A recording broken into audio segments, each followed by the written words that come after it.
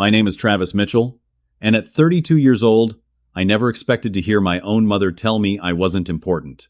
Growing up, I always dreamed of having a family lake house where we could create lasting memories.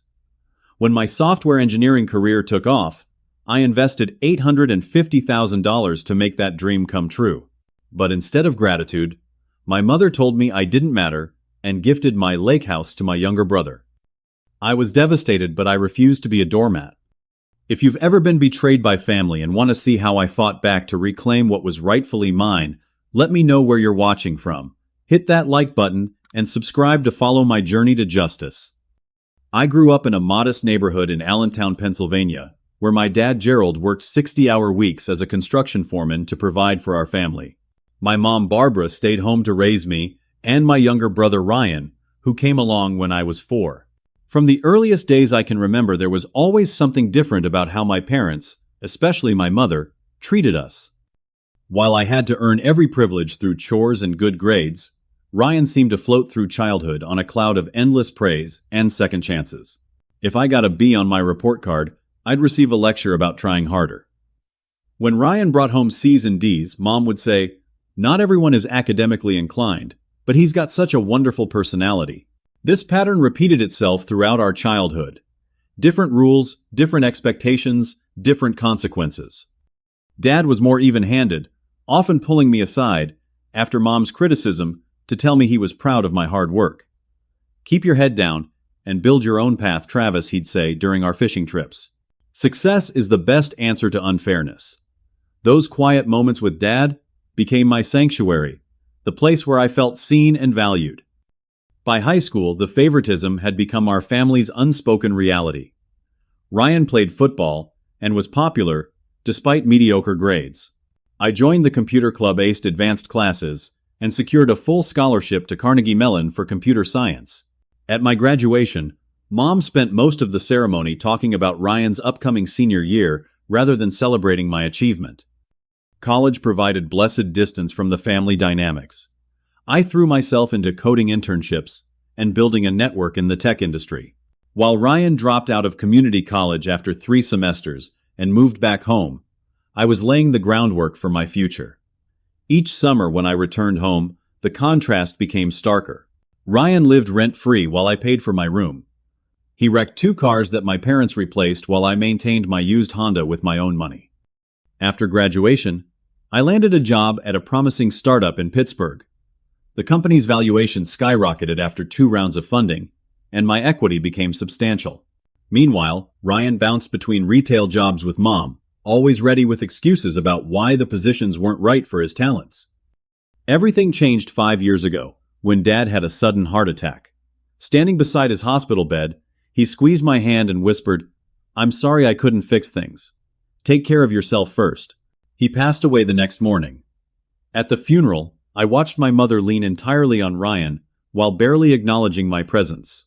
Something broke inside me that day, the last thread of hope that she might someday see me clearly. In the years following Dad's death, I poured myself into work. My startup was acquired by a tech giant, transforming my equity into financial freedom. I bought a comfortable condo in Pittsburgh, invested wisely, and built a life I was proud of. I even met Rebecca, a brilliant architectural designer who saw and appreciated me in ways my family never had. During this time, my relationship with Mom and Ryan consisted mainly of obligatory holiday visits and occasional phone calls that left me drained. During one Thanksgiving dinner, Mom mentioned the family's longtime dream of owning a lake house in the Poconos. "Your father always wanted one," she sighed, looking at old family photos. A place where the whole family could gather and make memories. Something stirred in me, a desire to honor Dad's memory and perhaps heal our fractured family. I had the means to make it happen, and part of me still yearned for my mother's approval. Maybe this grand gesture would finally earn me the recognition I'd spent a lifetime seeking. "What if I bought us a family lake house?" I suggested. The table fell silent. Ryan looked surprised and Mom's eyes widened. "You could do that?" she asked, studying me as if seeing me for the first time. "I've done well," I said simply. "It would be nice to have a place where we could all gather like Dad wanted." The enthusiasm that followed felt genuine. Mom hugged me tightly, and Ryan clapped me on the back. "This is going to bring us all together again." Mom said, her eyes bright with tears. For the first time in years, I felt a warm glow of acceptance. That night, as Rebecca and I drove back to Pittsburgh, she seemed concerned. "Are you sure about this, Travis? That's a huge investment for people who haven't always valued you." I squeezed her hand. "Maybe this is what we need to reset everything. Dad would have wanted us to be a family again." Rebecca nodded, but didn't look convinced. "I just want them to appreciate what you're doing. You deserve that." I smiled, filled with hope that this grand gesture would finally heal the wounds of my childhood. The lake house would be my path to the family connection I'd always craved. How wrong I was. The search for the perfect lake house began in January. I wanted something special, a place that would become our family's legacy. I hired a real estate agent who specialized in lakefront properties and spent weekends driving to the Poconos to view potential homes. Mom and Ryan came along for a few viewings, but their enthusiasm waned after the novelty wore off, leaving me to continue the search alone. By March, I'd almost given up when the agent called about a new listing. "This one's special," she said. 3 bedrooms, 2 bathrooms, private dock, an acre of wooded land. It just hit the market yesterday. The moment I turned down the winding driveway and caught my first glimpse of the cedar-sided home nestled among towering pines, I knew this was it. The house sat 50 yards from the shoreline of Lake Wallenpaupack, with panoramic views of the water. A wraparound deck offered the perfect vantage point for sunrise, coffee, or evening cocktails. Inside knotty pine walls and a massive stone fireplace created the quintessential lake house atmosphere. The asking price was $850,000. Substantial, but within my budget. I made an offer that same day, and after a brief negotiation, it was accepted. Throughout the purchasing process, I kept my family updated. Mom suggested I put the house in the family name, rather than just mine. "It should belong to all of us," she said during a phone call. "That way, it's truly a family place." The suggestion seemed reasonable at the time.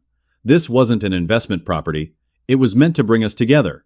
I instructed my attorney to set up the deed with all 3 of us as owners, though I was the sole person on the mortgage and responsible for all payments. Looking back, this was my first critical mistake. The closing happened in April, and we planned a grand family weekend for Memorial Day to inaugurate the house. I spent weekends driving up from Pittsburgh to furnish the place, installing new appliances and buying comfortable furniture. I wanted everything to be perfect for our first gathering. When Memorial Day weekend arrived, the weather cooperated with clear skies and mild temperatures. Mom arrived first, walking through the house with her hand over her heart. "Gerald would have loved this," she said, her eyes filling with tears. "You've done something wonderful, Travis." Ryan arrived later with his wife Natalie, who was visibly pregnant with their first child. Despite our complicated history, I felt genuine happiness seeing my brother so excited about the lake house. That first evening, we grilled steaks on the deck and watched the sunset paint the lake orange and pink. Mom told stories about Dad that I'd never heard before, and for those few hours it felt like we were truly healing as a family. The summer unfolded with weekend gatherings at what we now called Mitchell Lake House. I drove up from Pittsburgh as often as I could sometimes, bringing Rebecca, who made an effort to connect with my family despite her reservations. Rebecca was particularly good, with Natalie helping her prepare the nursery for the baby and offering design advice for their starter home. I spent thousands more on improvements, a new dock, kayaks for everyone, outdoor furniture, and a state-of-the-art grill. Each addition was my attempt to create the perfect family retreat, and each weekend seemed better than the last. When Ryan's son James was born in July, we held an impromptu celebration at the lake house, and I felt a genuine connection to my new nephew. Yet beneath the surface, small incidents began to accumulate. Once I arrived to find furniture rearranged and a new television installed without my knowledge. When I mentioned it, Mom waved away my concerns. "Ryan thought the living room needed updating," she explained. "Don't be so controlling, Travis. This is a family house." Another weekend, Rebecca noticed Mom repeatedly cutting me off mid-sentence or subtly undermining my suggestions for activities. "Did you see how she rolled her eyes when you mentioned taking the kayaks out?" Rebecca whispered as we prepared lunch. "She does that a lot." I brushed off her concerns. Mom's always been opinionated. It's nothing personal. By August, I was beginning to feel like a guest in the house I'd purchased. One evening, as Rebecca and I sat on the dock watching the sunset, she broached the subject again. "Travis, I'm worried that your family is taking advantage of your generosity," she said gently. "You paid for everything but your mom and Ryan act like they're doing you a favor by including you in decisions." I stared at the darkening water. Maybe I'm overthinking it. Things are better between us than they've been in years. Rebecca squeezed my hand. "I just want you to be valued for who you are and what you contribute. Promise me you'll pay attention to how they treat you." I promised, but part of me didn't want to see the truth. The lake house represented the family harmony I'd craved my entire life, and acknowledging problems meant admitting that even my grand gesture couldn't fix our fundamental dynamics. My willful blindness ended later that night. Unable to sleep, I went downstairs for water, and overheard Mom and Ryan talking on the deck, their voices carrying through the open window. "It's working out perfectly," Ryan was saying. "Travis barely uses the place anyway with his job in Pittsburgh. Once the baby is a little older, you and Natalie could spend whole summers here," Mom replied. "This place should belong to a growing family, not someone who's always working." "Travis was always Dad's project," Ryan said with a laugh. "Remember how they'd go fishing while we went shopping? Your father always worried about Travis' mom's side. But you were always my special boy." Their laughter faded as I backed away from the window, a cold feeling spreading through my chest. Rebecca had been right all along. Nothing had changed. I was still the outsider, still unworthy in my mother's eyes, despite everything I'd done. The lake house hadn't fixed our family. It had simply given them a new stage for the same old dynamics. As I climbed back into bed, Rebecca stirred. "Everything okay?" she murmured sleepily. "Fine," I whispered, not ready to admit what I'd heard. "Everything's fine." But it wasn't fine, and things were about to get much worse. September brought cooler temperatures and fewer visitors to the lake. With my work schedule intensifying, I could only make it to the lake house every other weekend. During one of my absences, Mom called to inform me that she and Ryan had decided to winterize the plumbing system. "We've already scheduled the service," she said casually. "They're charging $800. "Shouldn't we have discussed this first?" I asked, surprised by the unilateral decision. "I would have liked to research different companies." "Ryan found someone reliable," she replied dismissively. "We can't wait around for you to have time in your busy schedule. The first frost could happen any day." I transferred the money without further argument, telling myself it was a practical matter that didn't require my input. But similar incidents began multiplying. Ryan replaced the dock ladder without consulting me. Mom hired a landscaper to remove 2 trees that I'd particularly liked. Each time I was presented with decisions after they'd been made and bills after they'd been incurred. When I gently raised concerns during my next visit, the response was immediate and defensive. "You're hardly ever here," Mom said, her tone sharper than I'd expected. "We're the ones maintaining the place." "I'm not complaining about maintenance," I clarified. "I just want to be included in decisions, especially ones that involve spending money." Ryan rolled his eyes. "It's always about money with you, isn't it? Must be nice to have so much that you need to control every penny." Their characterization of me as a controlling miser stung, especially since I'd funded everything without complaint. Still, I backed down, not wanting to create tension during our limited time together. The situation escalated in October, when I arrived for a weekend stay to find the house full of people I didn't know. Ryan had invited 6 couples, friends from his high school days, for a football watching party without mentioning it to me. They'd been there since Friday, drinking heavily and treating the place like a frat house. "Why didn't you tell me you were planning this?" I asked Ryan privately in the kitchen. He shrugged, grabbing another beer from the refrigerator I'd stocked. "Didn't think I needed permission. It's a family house." By Sunday evening, after everyone left, I discovered several problems: a broken deck, railing wine stains on the new couch, and a cracked window in the sunroom. The cleanup took hours, and the repairs would cost thousands. When I texted Ryan about the damage, his response was infuriatingly casual. "That's what lake houses are for, bro. Good times." Once again, I paid for the repairs without making a scene. Rebecca was outraged when I showed her the photos. "They're taking complete advantage of you," she said, as we had dinner at our favorite Pittsburgh restaurant. "You need to set boundaries before this gets worse." "You're right," I admitted. "I'll talk to them next weekend." But before I could have that conversation, something happened that made the property damage seem trivial by comparison. Mom organized a Thanksgiving gathering at the lake house and invited several extended family members, including her sister Diane and our longtime family friend Carol Bennett. During dinner, Uncle Tom asked about the house. "This place is gorgeous," he said, looking around appreciatively. "Must have cost a fortune." Before I could respond, Ryan jumped in. "Yeah, it was a group effort. We all pitched in to make Dad's dream come true." I froze fork halfway to my mouth. Group effort I'd paid for every penny of the purchase and all subsequent expenses. Mom nodded along with Ryan's version of events.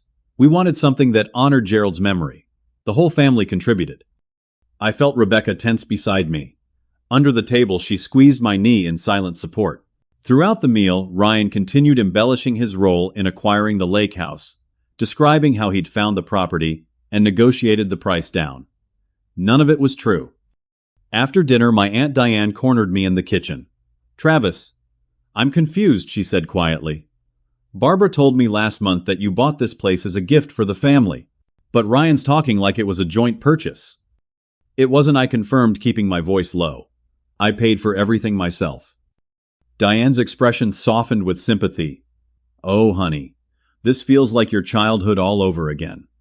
Her comment hit me like a physical blow. She was right. Nothing had changed. Ryan was still the golden child taking credit for my achievements, while Mom enabled and encouraged him. Later that night, after everyone had gone to bed, Rebecca found me sitting alone on the dock, staring at the moonlight reflecting off the lake. "You can't let this continue," she said, wrapping a blanket around both our shoulders. "They're rewriting history right in front of you." "I know," I said, my voice hollow. "I just don't understand why. Why can't they acknowledge what I've done? Why is it so hard for them to appreciate me?" Rebecca had no answers, but her presence was comforting. We sat in silence, watching the gentle movement of the water. I made a decision that night. I would confront my mother directly without Ryan present. It was time for an honest conversation about the lake house and the patterns that had defined our family for decades. The opportunity came sooner than expected. The following weekend, Ryan and Natalie had prior commitments, so only Mom would be at the lake house. I drove up from Pittsburgh with a knot in my stomach, rehearsing what I wanted to say. This conversation was long overdue. I arrived at the lake house on a cold December afternoon. The trees stood bare against a steel gray sky, and the lake looked dark and forbidding. Mom's car was already in the driveway, smoke curling from the chimney. I sat in my car for several minutes, gathering courage for the conversation ahead. Inside, Mom was baking cookies, the warm scent of cinnamon filling the kitchen. She seemed surprised by my serious expression when I declined her offer of fresh-baked cookies and coffee. "Can we talk?" I asked.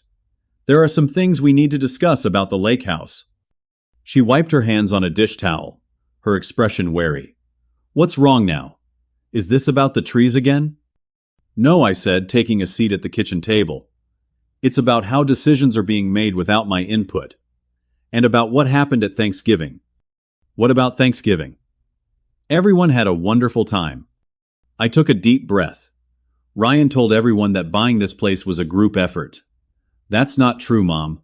I paid for everything. The down payment, the mortgage, all the furnishings and repairs. $850,000, plus at least $30,000 in improvements." Mom's expression hardened. "Why are you keeping score? That's so petty, Travis." "It's not about keeping score," I countered, working to keep my voice calm. "It's about acknowledgement and respect. I feel like my contribution is being erased, and I'm being pushed out of decisions about a house that I bought." She sat down across from me, folding her arms. "You've always been so sensitive, always needing praise and recognition. Is it really asking too much to want my own mother to appreciate what I've done?" My voice cracked slightly, betraying the emotion I was trying to contain. "We've said thank you, Travis. What more do you want? A parade?" The conversation was already going sideways, but I pressed on. I want to be consulted about changes to the property. I want to be included in decisions. And I don't want Ryan taking credit for something he had no part in. Mom's face flushed with anger. Ryan has been nothing but grateful. He's the one who actually uses this place, who brings his family here. What's the point of a family lake house if you're never around to enjoy it? I work 60 hours a week, I reminded her. The job that allowed me to buy this place in the first place. Always about work with you, she scoffed. Just like your father. Gerald was the same way, always at the construction site, missing family events. The mention of Dad sparked something in me. Dad worked hard to provide for us. He sacrificed to give us a good life. And what did that get him? A heart attack at 57. She shook her head. You're turning into him, Travis. All work, no family. I'm trying to build something meaningful, I said, frustration mounting. And this house was part of that. I thought it would bring us together. Mom stood up and turned back to her, baking a clear dismissal. Well, maybe your expectations were unrealistic. I stayed seated, determined to finish this conversation. I just want to be treated with respect. Is that so much to ask? She slammed a cookie sheet onto the counter and turned to face me, her expression harder than I'd ever seen it. You want the truth, Travis. Fine. You've always been difficult. Always questioning. Always judging. Ryan accepts this family as it is. He contributes in ways you never could. What ways? I asked, genuinely confused. I've financially supported both of you for years. Money isn't everything, she snapped. Ryan gives emotional support. He calls me every day. He includes me in his life, in my grandson's life. What do you give? Checks and criticism. I felt like I'd been slapped. That's not fair. I've tried to be there for you since Dad died. Tried, she echoed mockingly. Always trying, never succeeding. The conversation was spiraling out of control, but I needed answers. Why have you always favored Ryan?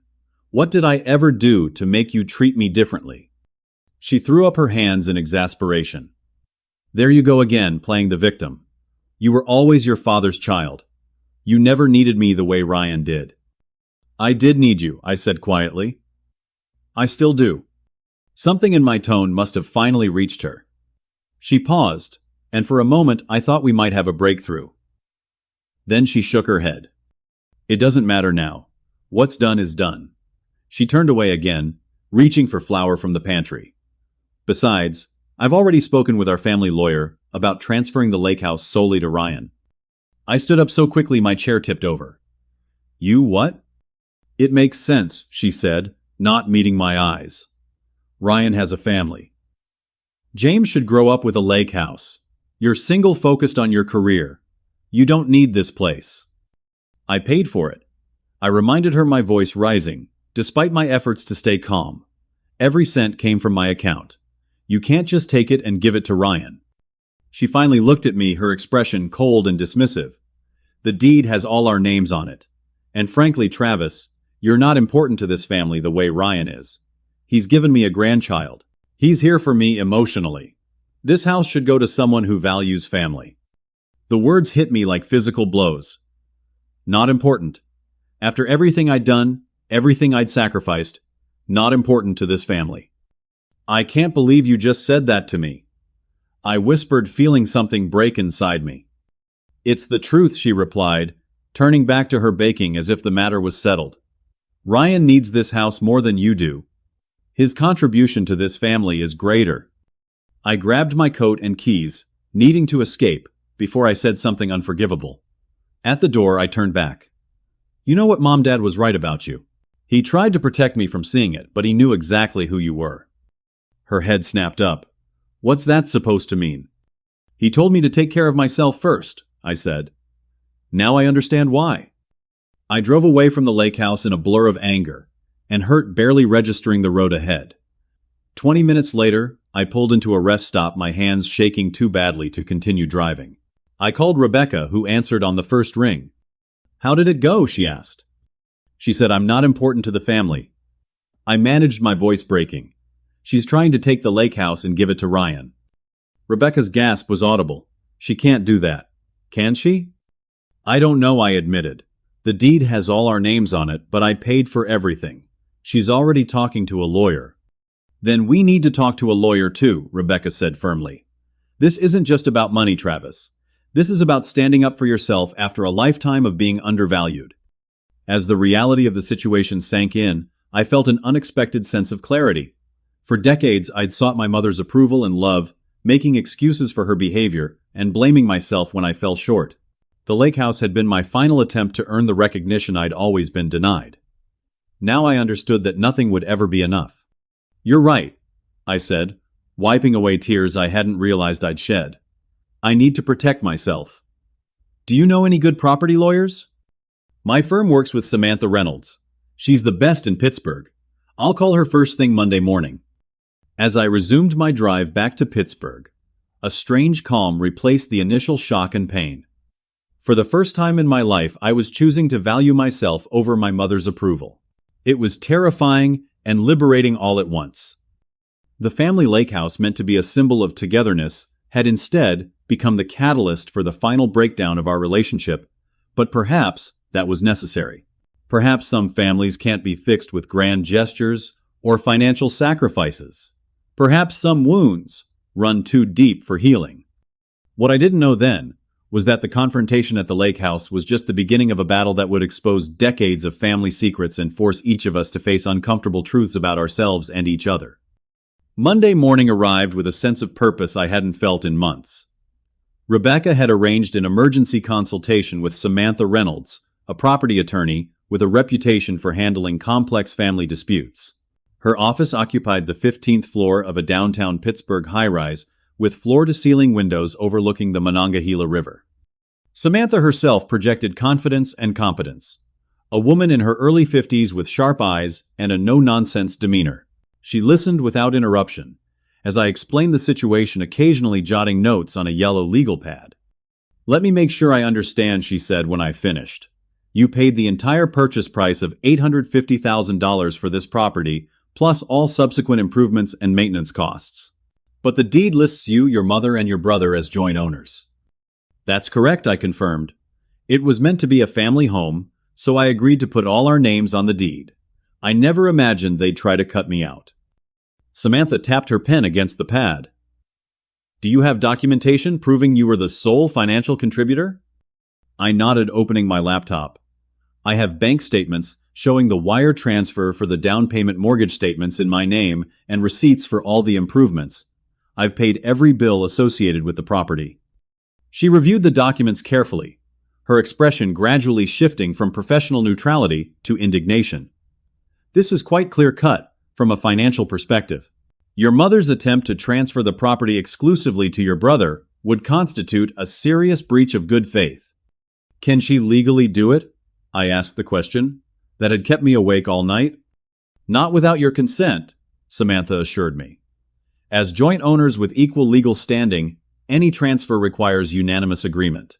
However," she added, leaning forward, "the fact that she's already consulted with an attorney suggests she may be looking for loopholes. Do you know which lawyer she's working with?" "Harold Davidson," I said. "He's been our family attorney for years." Samantha's eyebrows rose. "Harold is primarily an estate lawyer, not a property specialist." "That's interesting." She made another note. "Have you received any formal communication about this proposed transfer?" "Nothing in writing. Just what my mother told me on Saturday." "Good. That gives us time to act preemptively." She outlined a strategy. First, we would file a notice of objection to any potential property transfer with the county recorder's office. Second, we would send a formal cease and desist letter to both my mother and Harold Davidson. Finally, we would prepare for potential litigation, if necessary. "What are my chances of retaining full ownership?" I asked. "Based on what you've shown me, very good," Samantha replied. "You have clear documentation of financial contribution, and there's no written agreement suggesting the property was intended as a gift.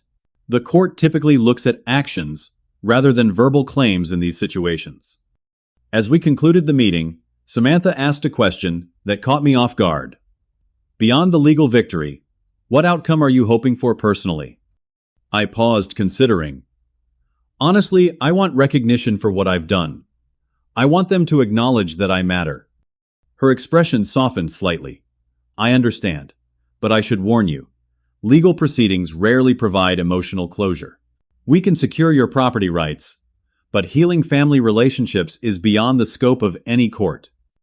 Her words stayed with me as I left her office.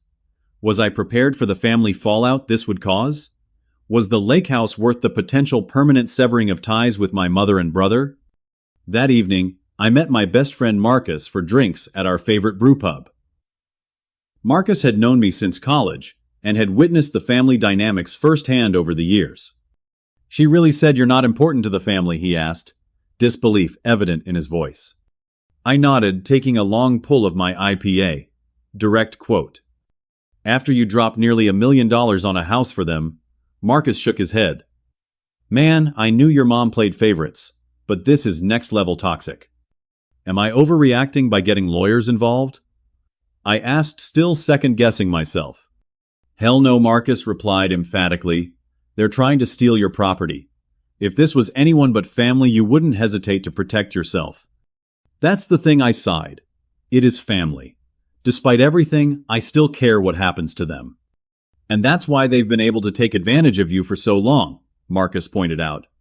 "They count on you caring more about family harmony than being treated fairly." His perspective helped solidify my resolve. By the time I returned home, I had mentally committed to Samantha's legal strategy. Rebecca supported my decision unequivocally, offering to help gather additional documentation for our case. The next morning, my phone rang with Ryan's name on the screen. I braced myself before answering. "What the hell do you think you're doing?" he demanded, without preamble. "Mom just got a call from Harold saying you're blocking the property transfer." "I paid for that house, Ryan," I replied, keeping my voice steady. "Every penny came from my account." "It was a gift to the family," he shot back. "You can't take it back just because you're feeling unappreciated." "It wasn't a gift," I corrected him. "It was meant to be shared, not taken from me." "This is so typical," Ryan scoffed. "You always have to control everything with your money. First Dad's funeral arrangements, then Mom's roof repair, now this." The mention of these past financial contributions only strengthened my resolve. "Dad's funeral, I paid for that because you said you were broke. The roof. Same story. I've never asked for anything in return except basic respect." "You're going to tear this family apart over a vacation house you barely use," Ryan said, his tone shifting from anger to manipulation. "Think about James. Don't you want your nephew to have a lake house to grow up with?" "Don't use your son to manipulate me," I replied, anger finally seeping into my voice. "If you want James to have a lake house, buy one yourself instead of trying to take mine." The conversation devolved rapidly after that, decades of resentment bubbling to the surface. Ryan accused me of always thinking I was better than him because of my education and career. I countered that he'd been handed everything while I'd worked for every opportunity. By the time we hung up, any pretense of brotherly affection had evaporated. Within hours, my phone was blowing up with messages. Mom left a voicemail calling me selfish and ungrateful. Ryan's wife Natalie surprisingly sent a text expressing confusion. Apparently she'd been told I had gifted the lake house to them outright and was now reneging.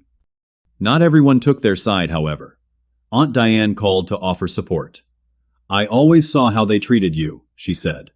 "Barbara has been rewriting history for years. It's about time someone stood up to her." Carol Bennett, our longtime family friend, reached out as well. "Your father would be proud of you for standing your ground," she told me. "He always worried that you let them take advantage of your generous nature." These supportive voices helped counterbalance the barrage of criticism from my immediate family. Still, each angry call and accusatory text message took an emotional toll. I found myself constantly justifying my actions, explaining my side of the story to extended family members who'd heard distorted versions from Mom and Ryan. By week's end, clear battle lines had been drawn. Mom and Ryan were portraying me as a wealthy, controlling figure, using my financial power to punish them. I was cast as the villain in their narrative, my lifetime of financial support conveniently forgotten. Samantha suggested attempting mediation before proceeding to court. "It's less expensive and potentially less damaging to relationships," she explained. "Though given what you've told me, I'm not optimistic about the outcome."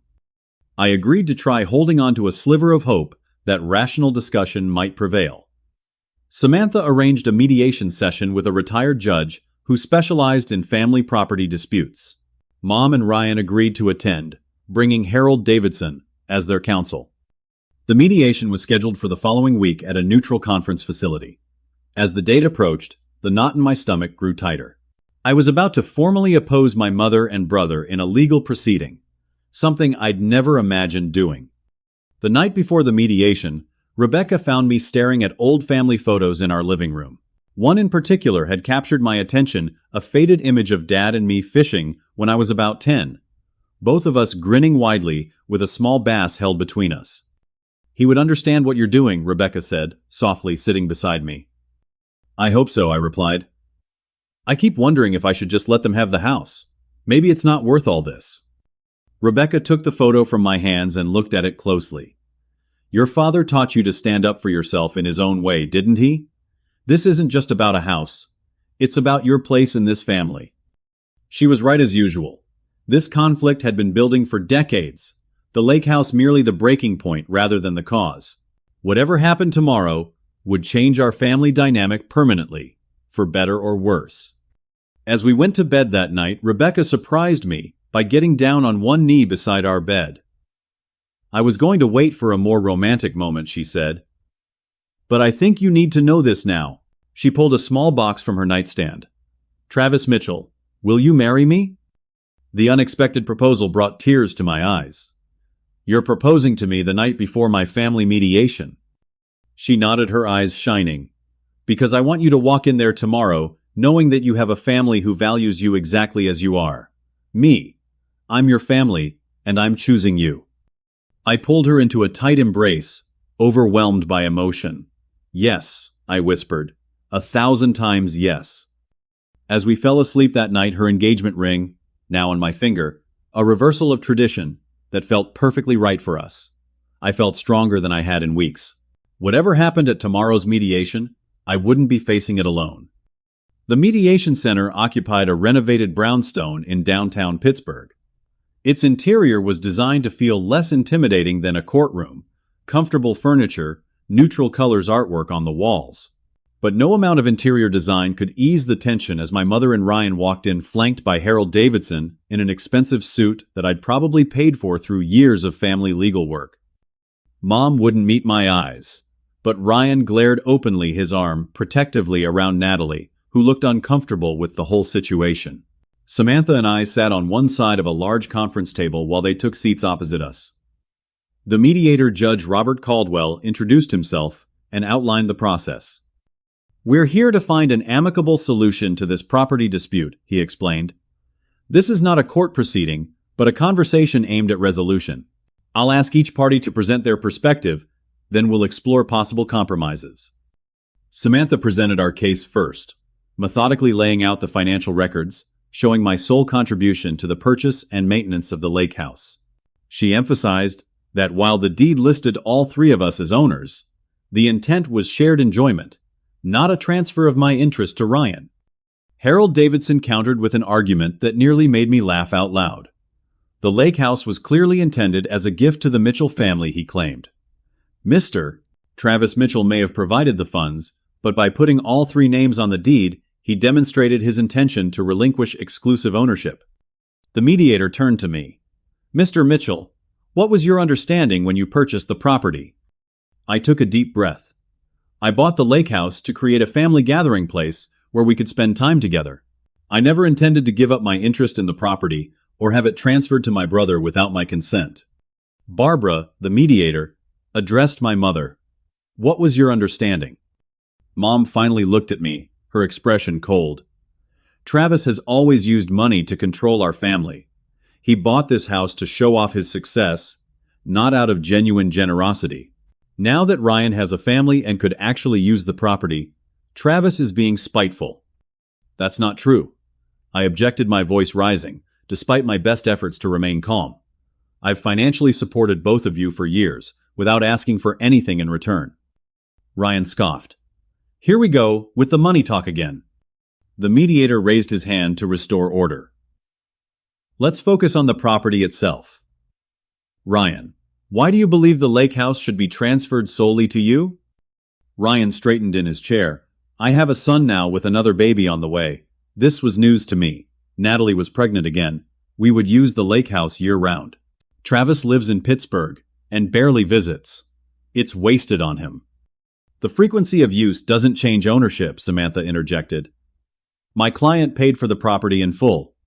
The mediation continued for 3 grueling hours, but it became increasingly clear that no compromise was possible. Mom and Ryan refused to acknowledge my financial contribution as relevant to ownership, while I couldn't accept their position that the lake house should be transferred to Ryan simply because he had children. When Judge Caldwell suggested shared ownership with a formal usage agreement, Ryan dismissed it immediately.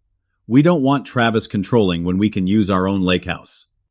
It's not your lake house, I said quietly. That's the whole point. The mediation ended without resolution. Outside the center, I approached Natalie while Ryan was speaking with Harold. Did you know I asked her about where the money for the lake house came from? She looked away, uncomfortable. Ryan said it was a family purchase. I only learned recently that you paid for everything. And the transfer. Did you know they were trying to remove me as an owner? Not until last week, she admitted. Ryan said you had agreed to it verbally, but were now backing out. Her answer confirmed what I'd suspected. Ryan had been lying to his own wife about the situation. Before I could respond, Ryan appeared at her side, pulling her away with a warning glare in my direction. Samantha placed a hand on my shoulder. That went about as expected. Are you prepared to take this to court? I nodded, a heaviness settling in my chest. What's the next step? We file for an injunction to prevent any transfer of the property, then prepare for a hearing. Given the documentation we have, I'm confident in our position. Over the next several weeks, the legal process moved forward while family relationships deteriorated further. Mom told extended family members that I was suing her, conveniently omitting the fact that she had initiated the conflict by attempting to transfer my property. Ryan posted vague social media updates about toxic family members that were clearly directed at me. Not everyone believed their version of events. Aunt Diane, having witnessed years of the family dynamic, publicly defended me to other relatives. Carol Bennett, who had been close with Dad, shared stories about how proud he had been of my accomplishments and how concerned he had been about Mom's favoritism. Most surprisingly, several of Ryan's friends contacted me privately after hearing his version of events. The numbers didn't add up, one explained. Ryan claimed he had contributed significantly to the lake house, but we all know he's been struggling financially for years. These small validations helped, but the emotional toll was significant. I threw myself into work during the day and spent evenings with Rebecca, planning our wedding and future together. We decided to have a small ceremony in the spring, inviting only those who had supported us through this difficult time.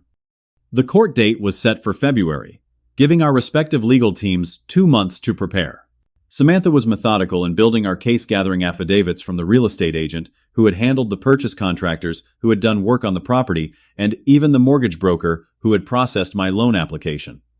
Your mother's lawyer is requesting a settlement conference, Samantha informed me, in late January. I think they're realizing their position is weak. The settlement conference took place in Samantha's office. Harold Davidson presented an offer I would retain a 25% interest in the property, while Ryan would receive 75% and full usage rights. In exchange, they would drop all claims that the purchase had been intended as a gift. This is still robbery, I pointed out. They're offering to let me keep a quarter of what I paid for entirely. Samantha nodded. It's a non-starter. We'll counter with you retaining full ownership with guaranteed access rights for family members at your discretion. As expected, Mom and Ryan rejected our counteroffer. We were headed to court, a reality that filled me with both dread and determination. The night before the hearing, I received an unexpected call from my mother. Travis, she began, her voice uncharacteristically hesitant. I think we should talk before tomorrow. I've been trying to talk to you for months, I reminded her. You've chosen litigation instead. This has all gotten out of hand, she said. I never wanted things to go this far. You tried to take my house and give it to Ryan, I replied. What did you expect would happen? There was a long pause. If you drop this lawsuit, we can go back to how things were. Share the lake house as a family. The offer might have tempted me months ago, but not now. Things can never go back to how they were, Mom. You told me I wasn't important to this family, That's not something I can unhear. I was angry, she protested. I didn't mean it literally. I think you did, I said quietly, and that's why we'll see each other in court tomorrow. The courtroom was intimidating despite Samantha's thorough preparation. The judge, an older woman with shrewd eyes and a reputation for no-nonsense rulings, reviewed the briefs before calling the hearing to order. My stomach churned as I took the witness stand, feeling my mother's eyes on me as I swore to tell the truth. Samantha led me through my testimony, establishing the financial trail and my intentions for the property. Harold's cross-examination attempted to characterize the purchase as a gift, but the documentation spoke for itself. When Mom took the stand, she portrayed herself as a grieving widow who had lost her husband and was now being attacked by her own son over a vacation home. Mrs. Mitchell, the judge interrupted during her testimony. The bank records clearly show that your son paid the entire purchase price. Did you contribute financially to this property? In any way? Mom hesitated. Not directly, no. But a mother's contribution to a family can't be measured in dollars. The judge's expression remained neutral, but her next question cut to the heart of the issue. Did you, or did you not, attempt to transfer this property to your younger son without the knowledge or consent of the person who paid for it? I thought it was the right thing for our family, Mom, replied, avoiding a direct answer. Ryan's testimony was even less convincing. Under cross-examination, he admitted that he had never contributed financially to the property and had known that I was the sole source of funds. When questioned about his claims to friends that he had helped purchase the lake house, he characterized them as misunderstandings. By the time closing arguments concluded, I felt emotionally drained, but cautiously optimistic. The judge announced she would issue her ruling within 2 weeks, and we filed out of the courtroom in silence. In the hallway, Ryan approached me, while Mom spoke with Harold. "This is really how you want it," he asked, his voice low. "Destroying our family over a house." "I didn't destroy anything," I replied. "I just refused to be erased." His expression hardened. "You always had to be the special one, didn't you, Dad's favorite? The successful son. You couldn't just let me have this one thing."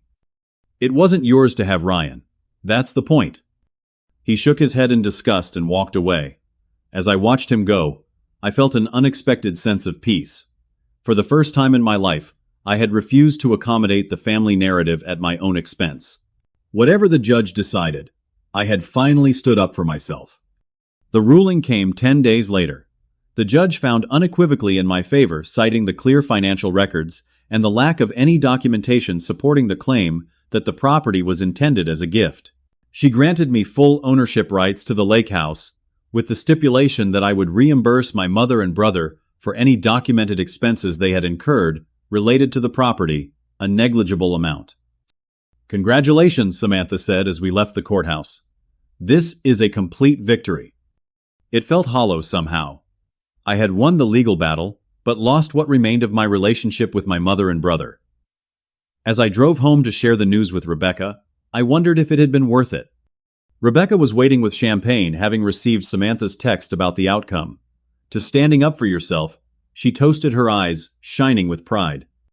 I clinked my glass against hers, but couldn't fully share her enthusiasm. I keep thinking about what happens now. Do I just never speak to them again? She set down her glass and took my hands. "That's up to you. But whatever you decide it should be, on your terms, not theirs. For the first time in your life, you're the one setting the boundaries." She was right as usual. The lake house was mine, legally and morally. What happened next would be my decision. That night, I slept better than I had in months. The weight of uncertainty finally lifted from my shoulders. The question remained, what would I do with my victory? The weeks following the court ruling brought an unexpected sense of calm. The storm had passed, leaving clarity in its wake. I took a week off work and drove to the lake house alone, needing time to process everything that had happened. Winter had transformed the landscape. The lake was partially frozen, the surrounding trees bare against the gray sky. Inside, the house felt different, truly mine, in a way it hadn't before. I spent days walking the property, sitting by the fireplace, and thinking about the future. By the end of the week, I had made decisions about how to move forward. First, I changed the locks and security system, setting boundaries in the most literal sense.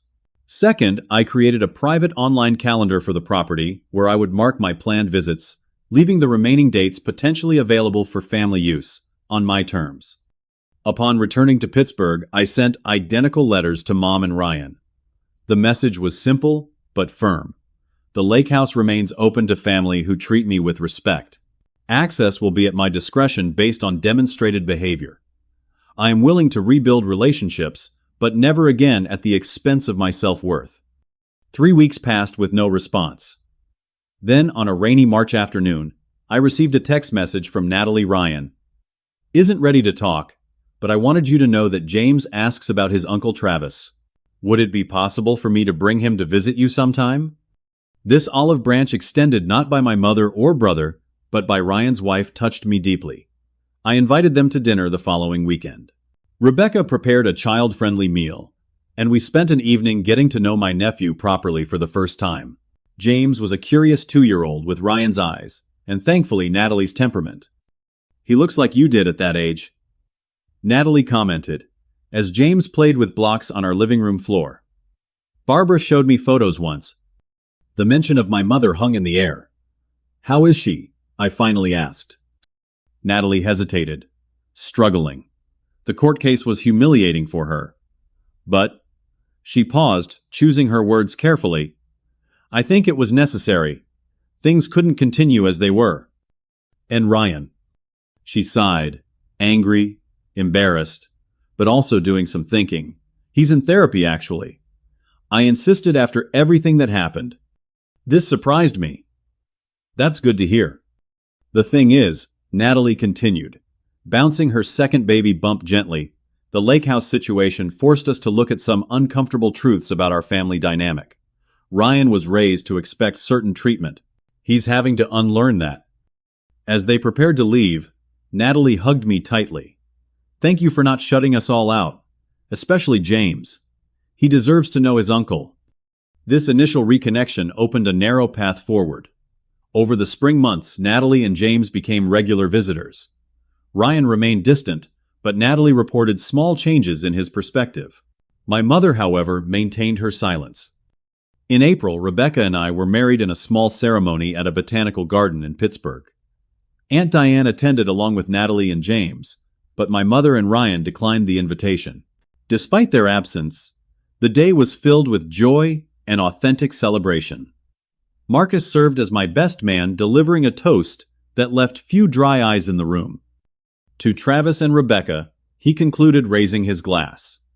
"Who teach us that family is defined not by blood, but by how we treat each other." As spring bloomed into summer, I decided it was time to reclaim the lake house in a positive way. Rebecca and I planned a 4th of July gathering, inviting friends Aunt Diane Carol Bennett, and, through Natalie, extending an invitation to Ryan and my mother. To my surprise, Ryan accepted. "I'll come for the afternoon." He texted directly, his first communication since the court case. "Mom's not ready yet." The day of the gathering arrived with perfect weather, clear skies, and a gentle breeze off the lake. Friends arrived first, helping set up the barbecue and decorations on the deck. When Ryan's car pulled into the driveway, I felt a surge of nervousness. He approached awkwardly, hands in his pockets. "Place looks good," he offered, scanning the property. "Thanks," I replied. "We've been working on the garden." The conversation was stilted at first, carefully avoiding any mention of the legal battle. But as the day progressed and other guests created a buffer, Ryan gradually relaxed. I caught him watching me interact with James, a thoughtful expression on his face. Late in the afternoon, he found me alone at the dock. "I've been doing a lot of thinking," he said, staring out at the water, "about how things were growing up, how different the rules were for us." I remained silent, giving him space to continue. "I never saw it," he admitted. "Why would I? Everything was easier for me." He kicked at a pebble on the dock. "I'm not saying I agree with everything you did, but I understand it better now." It wasn't an apology, but it was something. A acknowledgement that had been decades in the coming. "That means a lot," I said simply. "Mom might never come around," he warned. "She can't admit she was wrong." "I know. That's her choice." Ryan nodded, then surprised me by extending his hand. Thanks for having us today. James loves it here. We shook hands, the gesture formal but significant. A new beginning, perhaps, or at least the end of active hostility. As summer progressed, Rebecca and I spent weekends at the lake house, gradually making it our own, while leaving space for healing family connections. Natalie and James became regular visitors, sometimes accompanied by Ryan for brief periods. My mother remained conspicuously absent, though Aunt Diane reported she had been asking questions about how I was doing. In August, a certified letter arrived from Harold Davidson's office. I opened it with trepidation, expecting more legal challenges. Instead, I found a brief note from my mother enclosed with the formal documents I was wrong about the lake house. It was never mine to give away. I'm sorry. The accompanying paperwork was a formal acknowledgement of my sole ownership, signed and notarized. Not a warm reconciliation, but a concrete admission of wrongdoing, something I had never received from her before. I called Aunt Diane to see if she knew what had prompted this unexpected development. She's been different since the court case, Diane explained. More reflective. Carol and I have been having some frank conversations with her about the past. Do you think she wants to reconnect? I asked, uncertain. How to feel about that possibility. I think she's realizing what she's lost, Diane replied. But change comes hard at her age. Give it time. By autumn, a new pattern had established itself. The lake house became a gathering place for the family members and friends who valued authentic relationships. Rebecca and I hosted Thanksgiving there, a deliberate reclaiming of the holiday that had featured Ryan's false claims about the property. My mother didn't attend, but she sent a handwritten card, too, her first direct communication since the court case. Wishing you a happy Thanksgiving.